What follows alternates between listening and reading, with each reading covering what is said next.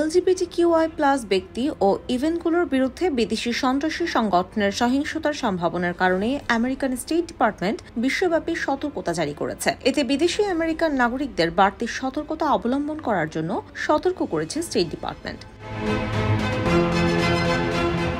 বিষয়টির সঙ্গে পরিচিত একজন প্রশাসনিক কর্মকর্তার কাছে সতর্কতাটি FBI এবং হোমল্যান্ড সিকিউরিটি ডিপার্টমেন্টের সাম্প্রতিক ঘোষণার সঙ্গে মিলে যায়। বিদেশি সন্ত্রাসী সংগঠনগুলো জুনে শুরু হওয়া 2024 প্রাইড মাসের ইভেন্টগুলো সহ LGBTQA+ সম্পর্কিত ইভেন্ট এবং স্থানগুলোতে হামলা চালানোর চেষ্টা করতে পারে।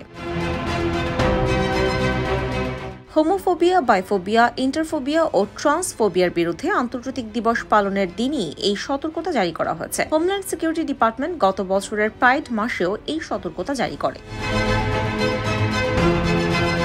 এদিকে সাম্প্রতিক সহিংসতা বৃদ্ধি পাওয়ায় LGBTQ অ্যাডভোকেসি গ্রুপগুলো আমেরিকায় জরুরি অবস্থা জারি করেছে। স্টেট ডিপার্টমেন্টের সতর্কতায় ভ্রমণকারী আমেরিকানদের সাধারণ সন্ত্রাসী হামলা, বিক্ষোভ বা আমেরিকান নাগরিক এবং তাদের স্বার্থের বিরুদ্ধে সহিংস পদক্ষেপের সম্ভাবনার কারণে বাড়তি সতর্কতা অবলম্বন করার পরামর্শ দেওয়া হচ্ছে। IBTV USA, new York.